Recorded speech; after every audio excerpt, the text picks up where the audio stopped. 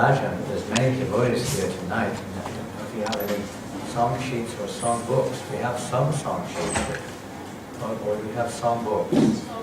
Song books, okay. We can share if you wish. I will. And we have a few more, I hope. I'll need one, Bhajan. On this so we can get started. Sorry about that. There's a few more. Any more song books back there? You can also use your mobile phones probably these days. They can do it as well. We're going to sing two songs tonight. We're going to start with one, and this book is on page 67. 67.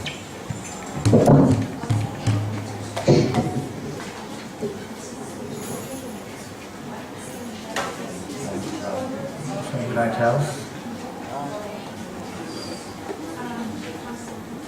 Oftentimes, of course, we concentrate on chanting the mantra. Srila Prabhupada, he loved these singing of Vaishnava mantras. Sometimes we hardly ever sing them. We're too busy, or just chanting Hare Krishna, which is nice, or whatever. We're not used to it. But it was a regular practice in our movement. At least in the early 70s, it was a regular practice that every day, more or less, every devotee would come together and sing Vaishnava bhajans. More or less. Every night, 6 nights a week, we had bhajan class when I first came to the temple. So this is one of the songs we used to like to sing. Very much.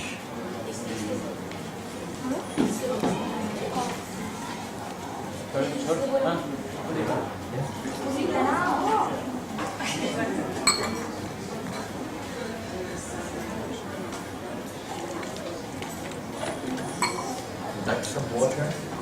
Would that be like some water? So this is one of the songs. This is a song by Bhaktivinoda, Thakur. Much of you can say that we're so thankful to Krishna to send such great personalities into this world. No, Lord, the more the merrier, Lord Gopinath's mercy. No, the more the merrier. Share with whatever it is. Gopinath's mercy. No, please, no. No.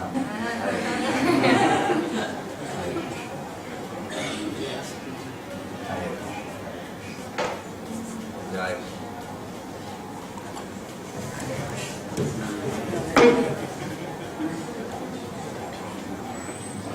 Hare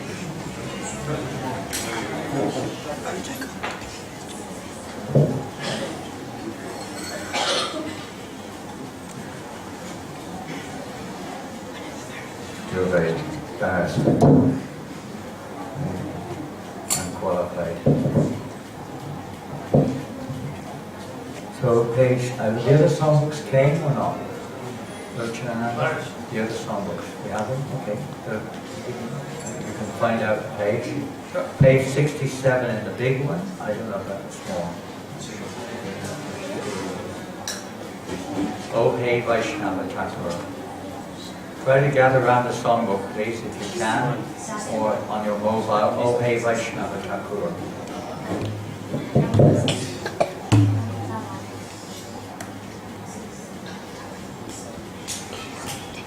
In these songs, Bhaktivinoda Thakur gives us the goal of our Krishna consciousness, of our spiritual lives. All he gives us the means to attain the goal. He gives us guidance on the path. Explains the emotions that may well occur, the symptoms that occur at different stages of spiritual advancement. And so everything with the A to Z, you could say, the philosophy of Krishna consciousness is so simply explained through this method of bhajan, as well as the purification of our consciousness, the revelation of the truth. So in this song, particularly, one of the foundation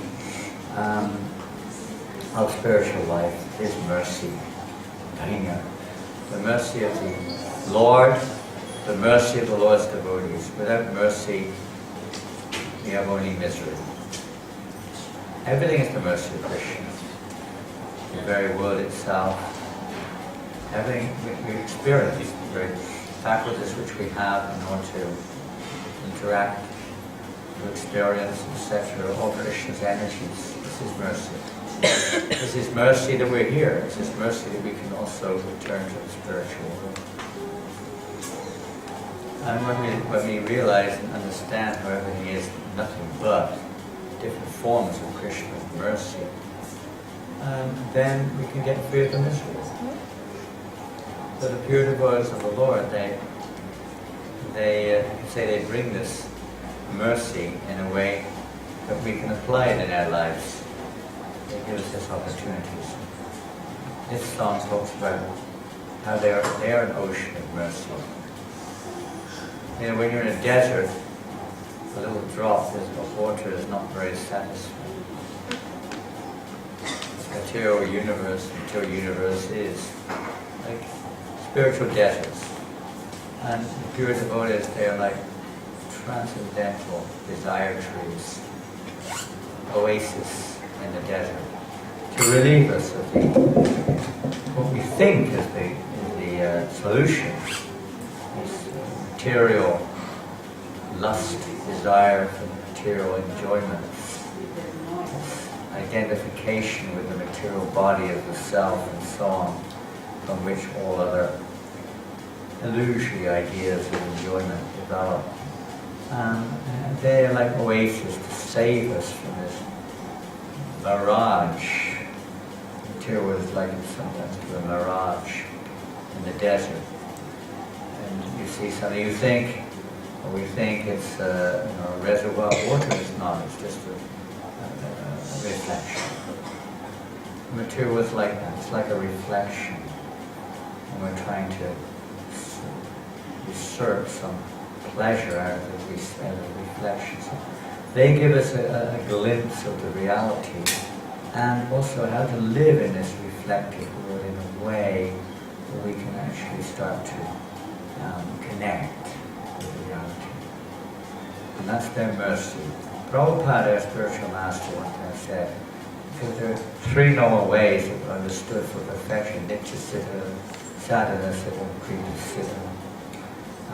And nitya siddha, eternal associates, the eternal associates of the Lord and pure devotees who never venture on this path of samsara, so to speak. And then there's the sadhana siddhas, who by gradual practice, following the various injunctions, even inclusive with varna ashram, gradually elevating their consciousness to the mode of goodness, to the brahminical platform, and then still further to the transcendental platform.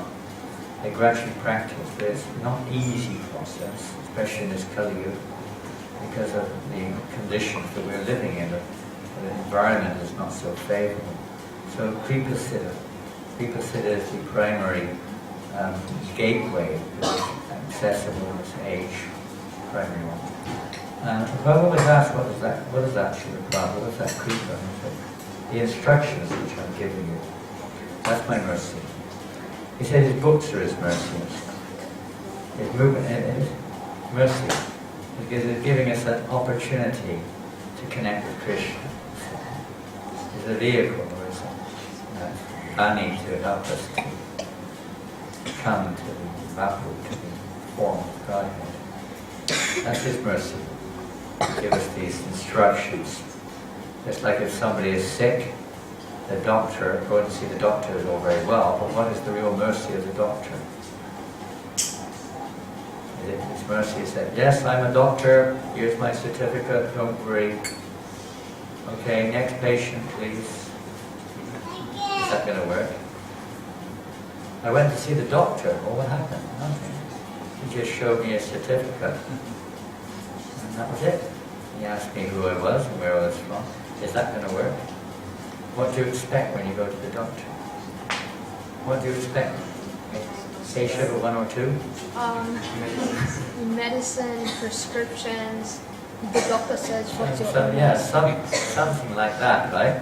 He's going to give you some directions. Oh, you have to take so many tablets so many times a day. Don't do this, you should do this, and so on. He's going to give you some medicinal cure of some kind. That's the diyā. That's his mercy, not because he sits there and takes your money. Here's my certificate, where you're from. Okay, that's $50, please. Thank you very much. Thanks for seeing me. You said you wanted to see the doctor. You've seen him. No, he has to give you something for your sickness, you know, some cure. So simply in spiritual life, it's not just about sitting there. Of course, there's a benefit in sitting in the presence of saintly persons. It's incredible. But the real mercy is when we receive some shiksha from their mouths. Guru Bhakti.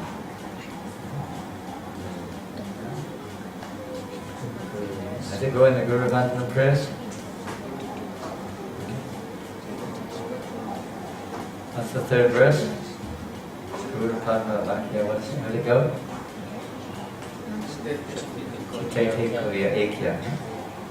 My consciousness, chitate, is purified by Padma Bhakti, by the words emanating or coming, spoken by the pure voice, purifies their consciousness. And they speak something. They may speak, and especially when they give us some directions to follow, something to apply. Something to apply in our lives, which actually clears us, releases us, guides us on the spiritual path. So Prabhupada said, he's put all of his instruction, all the necessary instructions in his books. You read his books. And in these songs also, Bhaktivinoda Thakur has given so much practical, philosophical instructions for all of us. Simple. Prabhupada writes, he said, and they put them in this writing form, in this song form, excuse me. People like to sing. Most people like singing. Some people, of course, maybe only when they're in a drunken state or some kind of elated state, they may start singing. Otherwise, they're not always so happy. But singing is very natural. Every word is a song. Instead of go in the spiritual realm, every word is a song. Every step is a dance. People like to sing and dance. In the material world, it's all, to say, selfish. In the spiritual world, it's bringing pleasure to Krishna. Spiritual life means to please the Supreme Person, to give him pleasure. Bring pleasure to Krishna. That's the love. That's the love. So this is the way we receive the mercy of the pure devotee. Receive some guidance, some instruction, some section. And he's begging. We have to ask for it. It's there already. We have to take it. We have to ask for it. We have to be eager. Lulium. Be merciful to this servant of yours and purify me with the shade of your lotus feet. That shade of his lotus feet, he's giving the instructions. We take shelter of those instructions. Your lotus feet I humbly hold. By helping me to control the 6 urges. 6 urges that are mentioned here. Well, you've got the books, most of you. What are the 6 urges? Without looking at the book, please. Who knows the 6 urges, the pushiness, vegans? 6 vegans. What are they? Some vegan. Yes. Urge of what? 1. Mind. Okay, the urges of the mind. The demands of the mind. You may have experienced the mind's demands sometimes. Another one? Pardon? The tongue. The good old tongue. The tongue. And what's the business of the tongue? What's the tongue do? Taste. What's that mean? Huh? Talks. It likes to talk. Keshava's never talks, he's very quiet now. Keshava? Taste. Taste, it likes to eat. The tongue has 2 powerful urges. 2 powerful powerful businesses. Eating and talking. Isn't it strong? And sometimes the tongue says something which you would wish it never said. Right? They have a disease called foot and mouth disease. You've heard of that disease? You heard that disease? It's in cattle, right? Cattle get sometimes foot and mouth disease. Disastrous disease. So sometimes you say the wrong thing, the mouth, and you put the foot in it. So it's a foot and mouth disease. You know that term, put your foot in it?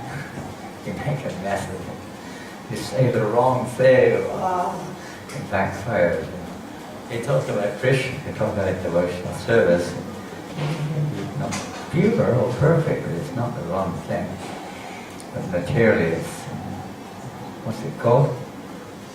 Idle talk, useless talk, what's it called? What's it called? Prajalpa, useless idle talk, wasting this faculty of the tongue, and eating so much nonsense. People put this in their mouth and that in their mouth, right? Isn't it? And you take prasada and you don't know anything. Only prasada. And eat all kinds of things in restaurants, on airplanes, hotels, so many things. What could always be going on with the tongue? What else? What are the other ones? Yes? Anger. Everyone is subjected to anger. They're actually all connected. We're not putting them in line here, but they are connected. Anger. Anger can overwhelm us. It destroys everything. What's next? The belly. The belly. A jolly, jelly belly. Always likes to be full and satisfied. Feel good. Packed belly. What else? Always pushing these senses. Was it one or two more? What else is there? Speech. Speech. Well, we mentioned speech, shall we? No, it's not. That's the tongue. It's part of the tongue. Come on. What else do we know? Oh yeah, speech was also part of the tongue, but the speech is separately distinct. One more. Embarrassing. Don't be quiet. You're a junior. Anyway, it's that other one, you know. All material world works around it. All material world is like driven by the sex desire, you know. It's so strong in the material world. It emanates, of course, all this comes from Krishna. They have their original pure, you can say, origins. Adi-ras, the original loving reciprocation of Krishna in conjugal ras. And the material world is perverted and it creates entanglement and so many problems. Of course, it's there also for good purpose, for procreation and so on. But when misused, it creates so much. 6 pushings. And the 6 faults, what are those 6 faults? 6 faults. Ooh. We mentioned, I think, one of them more. Yes. Unnecessary talking about pushing. Yeah, that's the one we mentioned, wasn't it? Prajalpa. Another one? 6 faults. Inflict everyone in this world. Come on, does anyone else know anything? You know everything. What are you doing? You should give some classes to your parents. You don't know anything. Come on, mums and dads. What's up with you? Come on, what are the 6 faults? Over-endeavoring for things, material things. Yeah, we should not over-endeavor for material things. You know, you never stop. There's a kind of a greed. You just keep wanting more and more and more and more and more. They're not really required. They're kind of a narcissist. Yes, Krishna. Being too attached. Being too attached to what? Material stuff. Yeah. Too attached to? Or neglecting the spiritual rules. Yeah, you've got kind of a bit this and a bit of that. Being too much attached to the rules and regulations of spiritual life, or not being attached. You know, ignoring them, or being too fanatic, you know, and you never go forward. You just, you know, because my great-grandfather used this well, I'm going to use the same well, and even though it's poisoned, it's not working, but we still got to use it. You keep applying the same rule, but you're not a baby anymore. No, my mother always had to put napkins on. But you were 25 years old. No, my mum never told me anything else. She told me, it's like, ridiculous. So sometimes we get too attached to certain rules which are not necessarily applicable in that situation. Or we don't follow them at all. So that's another fault. What's another one? Following the previous That comes indirectly, but not directly. We've got over-attachment, or rather over-endeavoring for material things, unnecessary talk, too much attached to or neglecting scriptural injunctions. 3 more. Associating with worldly-minded persons, which is 2. And 1 more. Huh? That comes from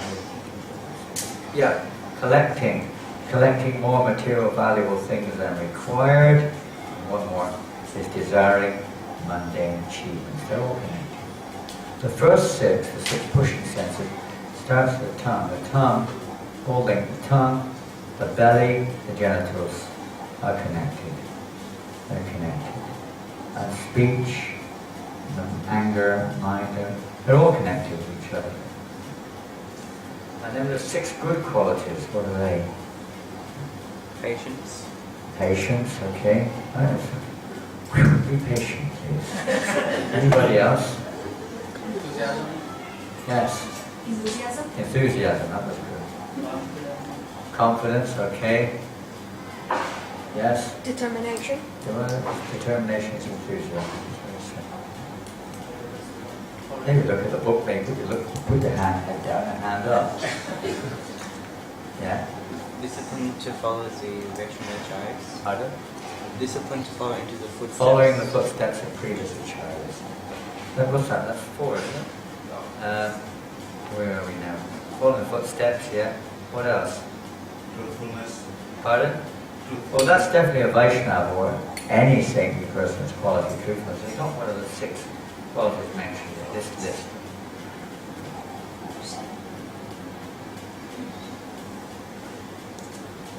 Two more.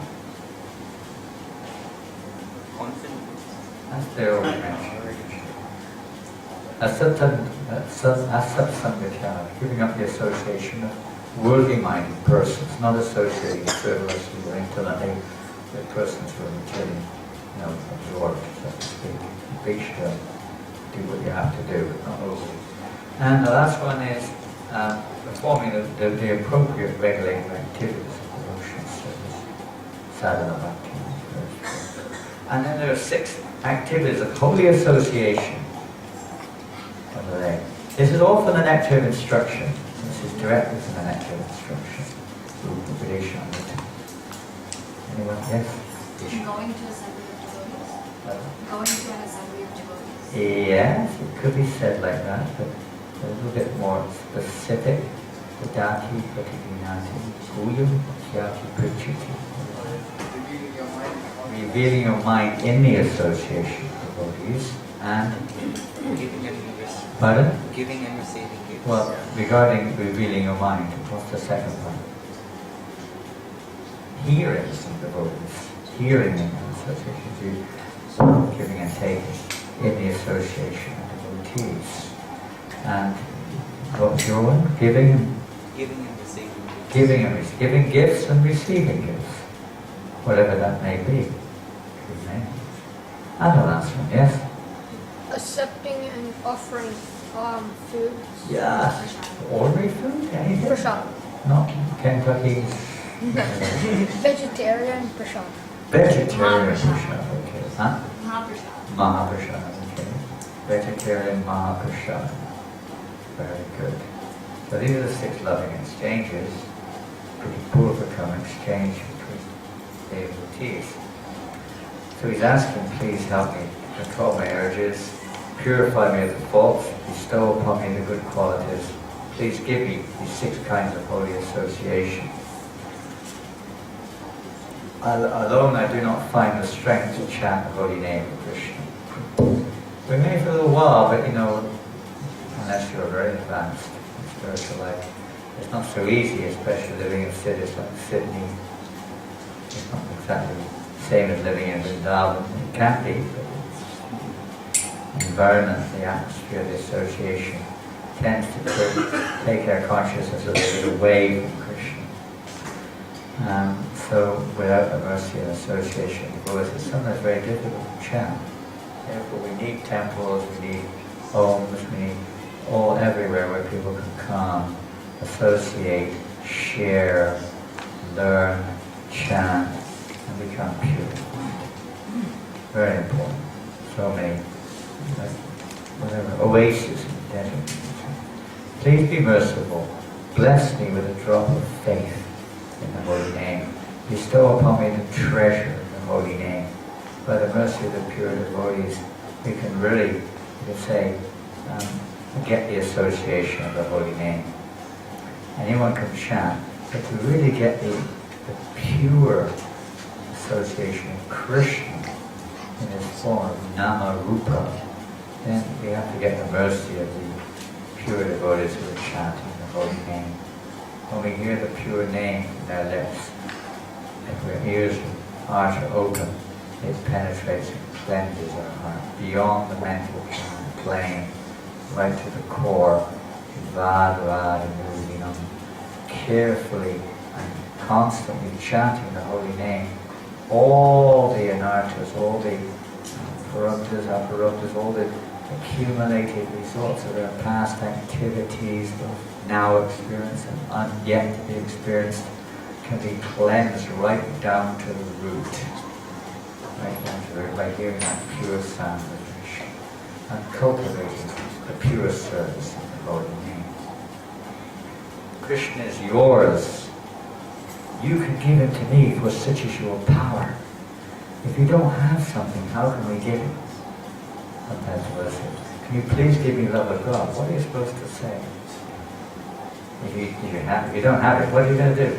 You can direct someone to somebody who does. You can recommend something which may help them to develop it. You can't say it. You can't give something which is not yours. Ultimately it is ours, but we have to uncover it. It's in the heart of everyone, which is it. Krishna brings such a covenant. Środhā kori dāse in everyone's heart. But by środhā, by hearing and chanting, the heart becomes cleansed. It can be uncovered.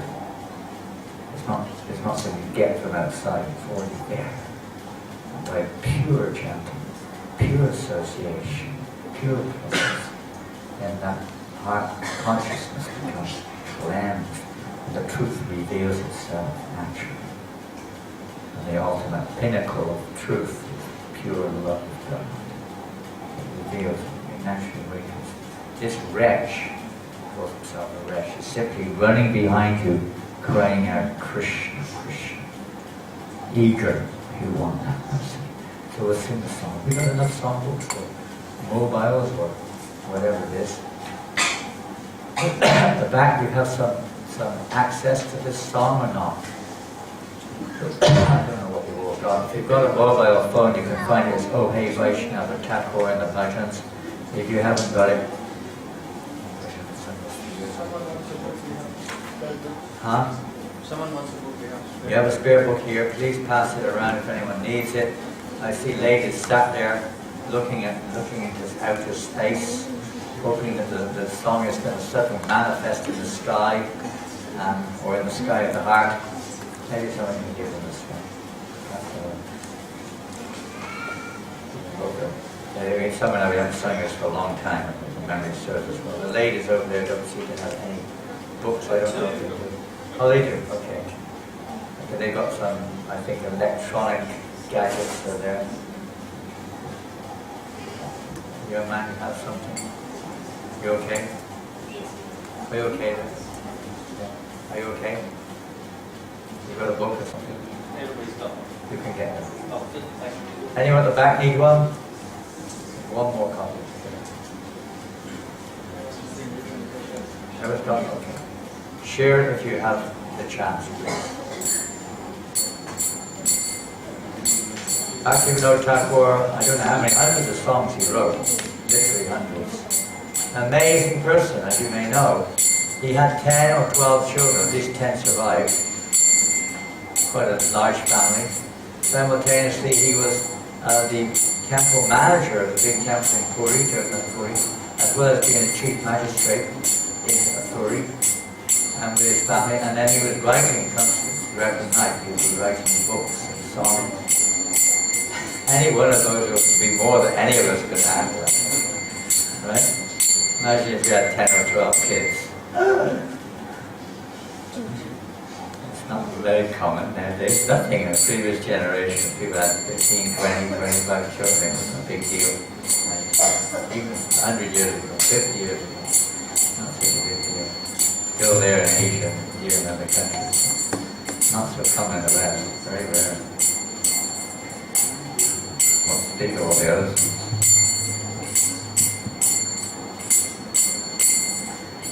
Ohe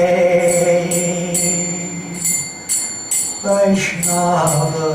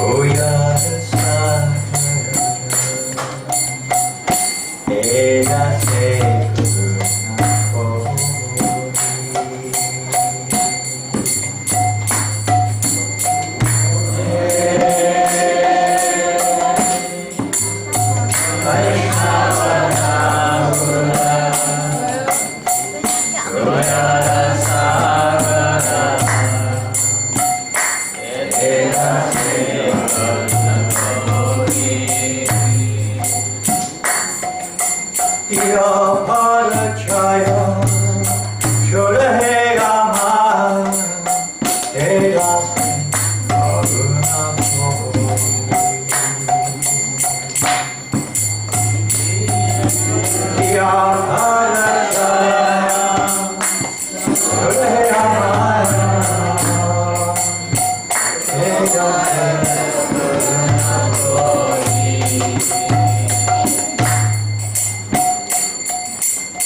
diyā, pada-chāyā, środhā, āmāya,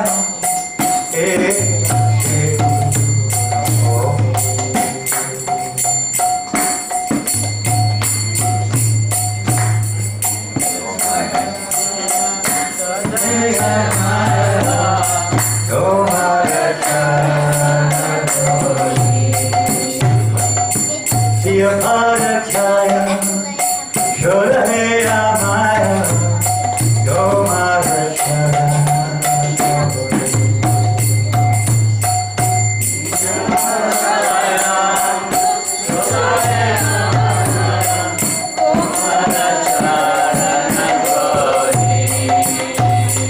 chaya, bega, domi, deho, śodhi, chaya, deho, dāse.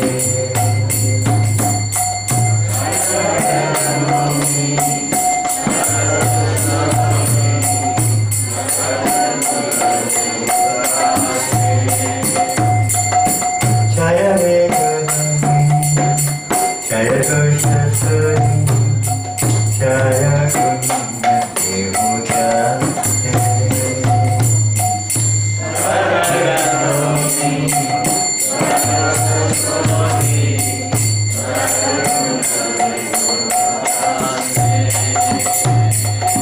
Chaya, sat-sańga, deho, āmāre, bosechi, sańgera, dāse.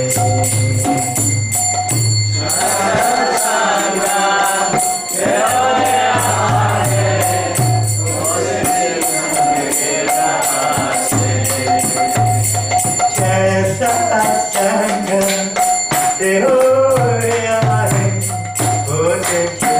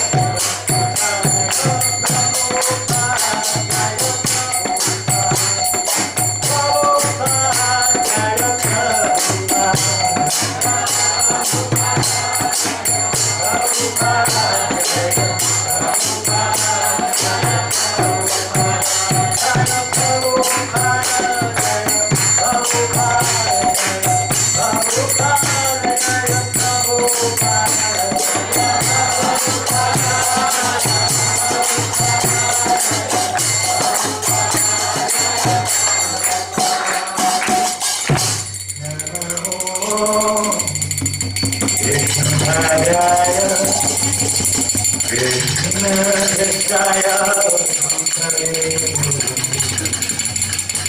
Srimate Bhaktivinoda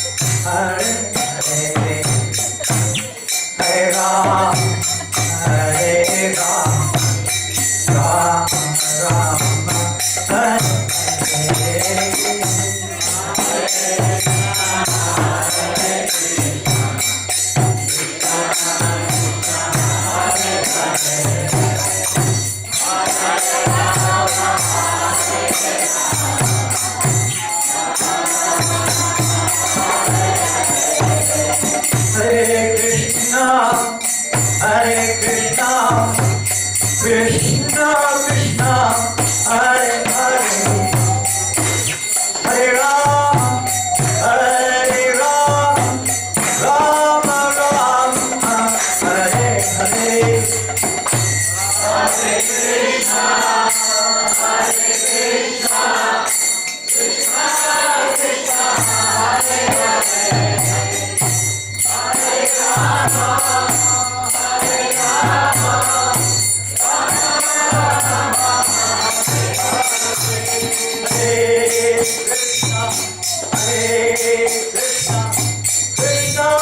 Krishna, Hare Hare, Hare Rama, Hare Rama, Rama Rama, Hare Krishna, Hare Krishna, Krishna Krishna, Hare Hare, Hare Rama, Hare Rama, Rama Rama, Hare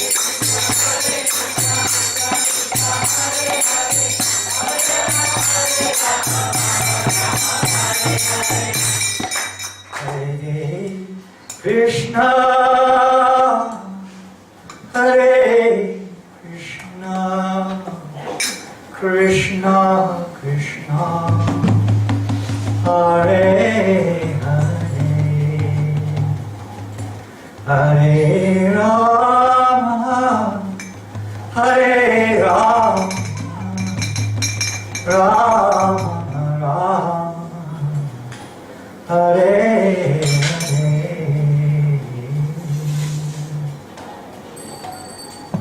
Hare, Hare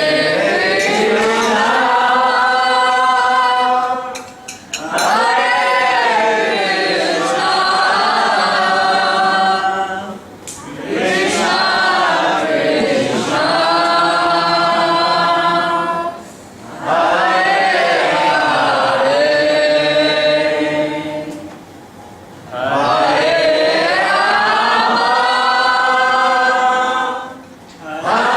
Rama, Rama Rama,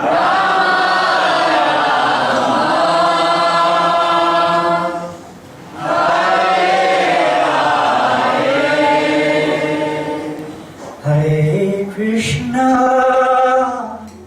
Hare Krishna, Krishna Krishna, Hare Hare,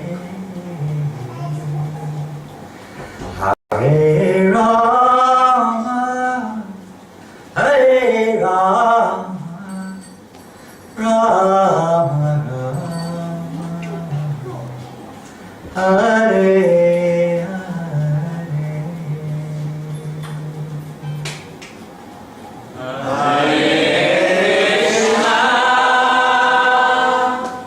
Hare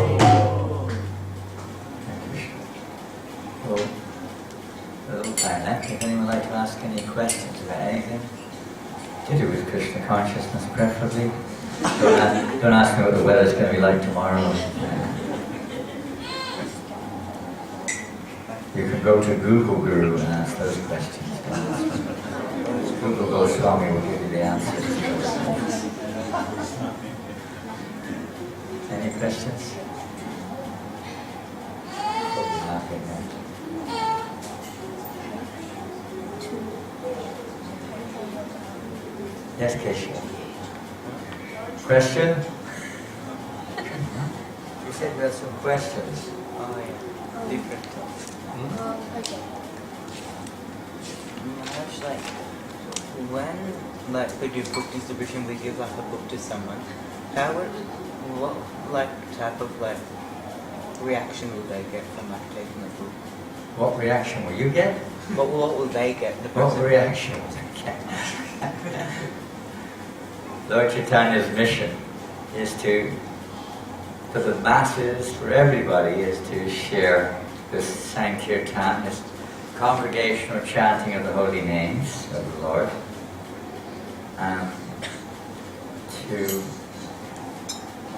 so that everyone can get this opportunity to awaken their dormant love of Godhead. It's the reasons the Lord's appeared to experience Krishna prema himself, because the love of Krishna, if you're Krishna, which we're not, but if we were Krishna, then you can't experience what it's like to love Krishna. You've got to be in the other person's boots, so to speak. So the Lord appears in this form of Chaitanya Mahaprabhu to experience the love of his devotees, the ecstasy they feel in his presence. What is it about Krishna that so much captivates their lives? So the reaction of somebody becoming, Lord Chaitanya came for his two purposes, to spread this congregational chanting and to taste Krishna prema along with congregational chanting. They go hand in hand. Congregational chanting is the Yuga Dharma means to awaken that Krishna prema, that love of God. If anyone takes a book, Sankirtan or wherever you want to call it, somewhere you see one of these books, the result is that that's the result they're going to get. It's going to awaken, it may not be immediately. The reaction for that is that their material life has come to an end. Terrible reaction. I mean, what a curse on somebody. Give me your blessings, Swamiji. I bless you, your material life may come to an end. What? I bless you, you may not succeed in the material world. Oh! And Prabhupada was on a train one time. There was some very nice Indian gentleman came to see him. And they said, Swamiji, please give me your blessings. And Prabhupada was sat there with some of his sannyas disciples. He said, I bless you to become like them. No, Swamiji, please don't give that blessing. When Thakur was in prison, the great Acharya of the Holy Name, when the Muslim government put him in prison, he didn't care less, it's all the same. They put him in prison. And all the other prisoners, mostly Hindus at the time, in the prison house, they asked Haridas, please, oh saintly person, please bless us. Because they wanted blessing so they could get out of the prison. And he blessed them. He said, I bless you to remain exactly like you are now. Oh! Because they thought, we're in prison. Oh no, what type of blessing is this? He said, no, you don't misunderstand. Right now, because somehow or another in his presence, they were something thinking of Krishna somewhat, and they weren't engaged in any sinful activity. They did something wrong, I suppose, and they got in prison. And so he said, now you stay like this without sin and remembering Krishna. I bless you like that. You will always remain Krishna conscious. Even when you get out of jail, you will maintain your Krishna conscious. So blessings of a devotee are always the greatest good fortune, although they may not be seen like that. May not be seen. When you give someone a book, it's a great blessing. What are you doing? You're giving the association of Krishna. You're giving them Prabhupada's association, right? Isn't it? Narada Muni. Narada Muni, I was just talking with Sri Prahlad Prabhu about how prominent Narada Muni is in the Srimad Bhagavatam. And how he's like the Parama Guru, he's the guru of almost all the great personalities in the Bhagavatam. Yudhishthira Maharaj, Prahlad, who else? Who can remember? Some of those who were taking Siksha or Diksha from Narada Muni in the Bhagavatam. Yes. Vyasadeva, the compiler of the Vedas, is a disciple of Narada. Who else? The whole Bhagavatam. Huh? Priyavrata. Okay, who else? Dhruva Maharaj. Who else? Huh? Pardon? The King Cobra, is he in the Bhagavatam? Yeah, the Cobra had unlimited types of disciples eating cobras. Yes? Pardon?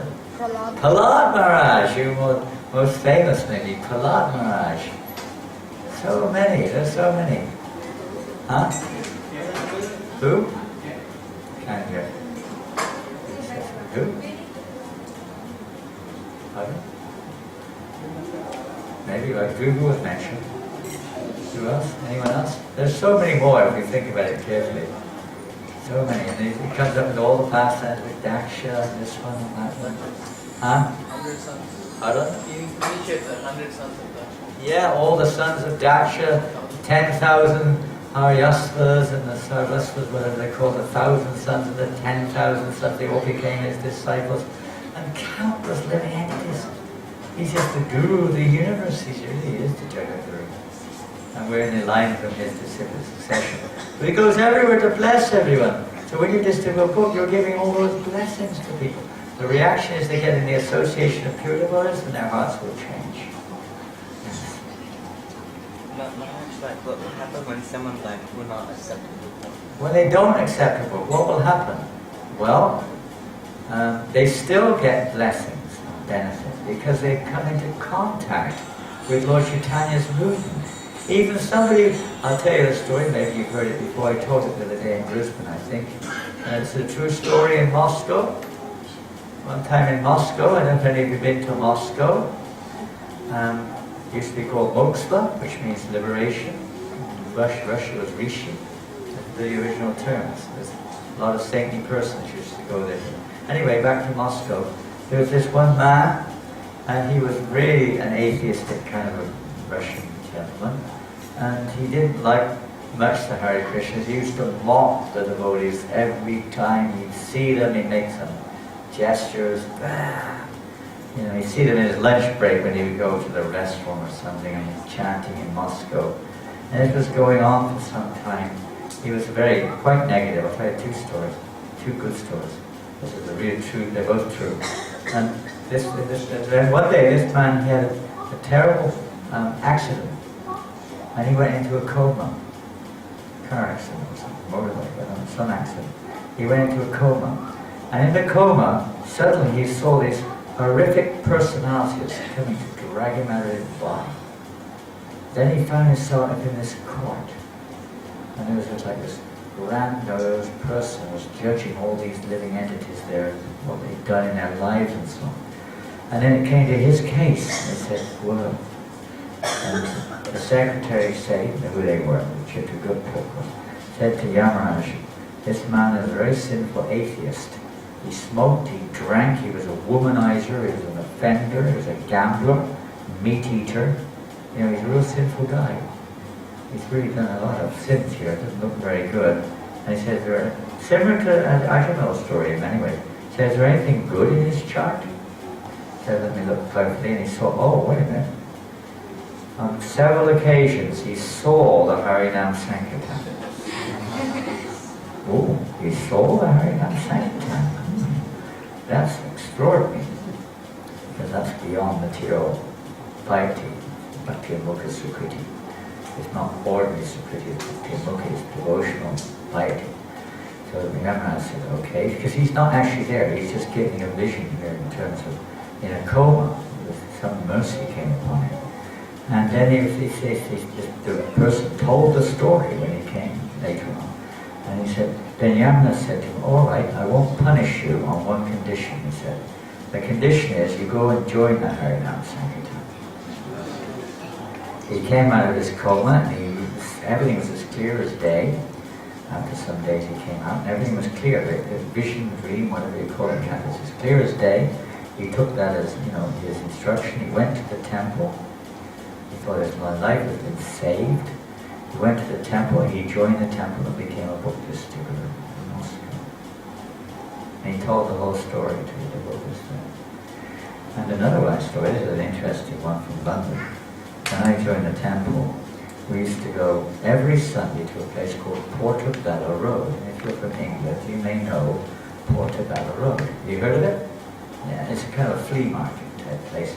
In those days it was like where a lot of young hippie alternates used to be. So we used to go every Sunday morning, and there was this one man, I don't know his original name, but he was very antagonistic. He really didn't like us. He would swear at us. He would try to take a detour, but he would find us and swear at us and curse, throw things. He had a Sunday stall, the market, you know, some vegetables. And he used to throw things at us, you know, rotten tomatoes and things like that, you know. And swear at us here. Devil, you're worshipping the devil. He was a Christian, so cool. You're worshipping the devil. He go on, yay! You know, he was really irritating. Anyway, this went on for some time. One week his wife happened to come to the market too, and she saw him go into a rage when we came. She was a real nice lady, pious kind of Christian lady. "What are you doing?" And they're worshipping the devil. He said, "No, we're supposed to love the neighbor as thyself," whatever they are. She kind of preached to him. "You can't do that." And she kind of calmed him down. "You know, these people are really nasty people. Really nasty, sinful people. He was going like fuming. She said, "No, how do we know?" He said, "You're a Christian, we can't behave like this." And she said, and she was really into it. She said, "You have to apologize to them." And he was a little bit henpecked. And she dragged him, they found out where the temple was, she dragged him along to the temple to apologize. She said, "You'll see what I'm like when you're there, you'll realize why I'm like this." And they got to the temple and the devotees received him so nicely. They knew who he was, and they all knew who he was. He's a common person on hari-nāma. And the devotees received him nicely and everything. And she, the wife, was surprised. She looked at him and said, "What are you talking about? Nice people. Nice people. You can't do this to them, you know." "All right then," he said. "Whatever they are, they're worshipping the devil, but I won't do it anymore." So he stopped throwing things at the devotees. The devotees started bringing him samosas and things like that, and we came to his wife and so on. And gradually his heart softened. After a while he started to give the devotees tomatoes. He would give them a box of tomatoes, a box of apples like that. And after a while he and his wife started coming to the temple. This is early 72. And then in July 72, we got initiated together into Thakur. Quite an interesting transformation. It came from a very negative interaction, you could say. Even negative interactions are unfortunate. There may be a little bit of, reaction in terms of they may suffer something, but that contact with devotional service somehow or another, with the holy name, the devotional service never goes in vain. If they touch the book or see the book, they get benefited. Understand? Not that we should leave it at that. Not that we should go out of our way to irritate people in the name of, well, we should contacting Krishna. We should try everything we can to encourage them to be positive, but some people have a negative response. But don't become negative in return. Remain humble, respectful, tolerant. Eventually, I've seen many times on Sankirtan, the person will go by in the morning, they're angry, "Get out the way, I'm not interested in this stuff." And then I've seen it, sometimes in the afternoon they come by in a different mood. "What's it all about now?" And they buy the book, and 6 hours later. Because people are so affected by the modes of nature, they're not in control of their senses. They just don't know what they're doing. They're just running around blindly, following their senses and the objects around them. They get carried away by the modes of nature. You remain steady. Don't be disturbed. Any other question? Put that in hand. Yes. Maharaj, when you do a service, but if it's in some way disturbing the other devotees or displeasing other devotees, how would Krishna relate that service or reciprocate that service? You're doing a service that is disturbing the other devotees? Or disturbing or displeasing other devotees, yeah. Well, again, it depends on the mood. Now, if it's displeasing to other devotees, normally it will become evident. Normally it will become evident by one means another. And a sincere devotee will be repentant. He may, because of habitual behavior, have a difficulty, but he will sincerely request, "Help me to try to, to change my behavior or my attitude or whatever it is that's displeasing." And he'll be inquisitive to know, because if we displease the devotees, definitely Krishna is not pleased. However, because there is an element of desire or some endeavor to please Krishna or serve Krishna, that will also be given a technical counter, you could say. And Krishna will definitely give you a chance to rectify that, pointing it out to you, that devotee, one way, directly or indirectly, that your service is very nice, you're rendering service, but the attitude is, inappropriate, or if the activity itself is inappropriate, I pointed out. That's the mercy of Krishna. He sees it regenerate. Otherwise you will lose everything. You lose his enthusiasm and go away after a while. But if you're a little sincere, and Krishna will point it out, and if you're sincere, you will be happy to hear that. The opportunity to become more pleasing to Krishna. The barometer of pleasing Krishna is the devotees. How much the devotees are pleased. That's the barometer. The test whether it's actually pleasing to Krishna. Whether the devotees are pleased, basically speaking, if they're pleased. So they'll point it out, or Krishna will point it out in another way, and if you're sincere, you'll take that as being his mercy. If you're not sincere, what are you telling me like this is you? Then obviously that's not going to be pleasing to Krishna. Even though you're doing something's still there, it's just you're going to go through a few knocks and bruises before you wake up. If you're cleaning the floor, or you're trying to do something, just do books, whatever it is, you're doing it in a way which is irritating everyone. And if you're willing to take the remedial guidance to improve the attitude in which we serve, then you can advance nicely. We all make mistakes, we all do things which displease others sometimes. It's inevitable. We've got to be eager to hear that and to request help to rectify our approach, our attitude. And then this nice attitude we can advance with humility. I think it's time for Arti, is that right, Nanda? Jai Shri Shri Radha Gopinath Ki Jai, Radha Ki Jai, thank you very much. Go ahead. Jai Radha Gopinath Ki Jai.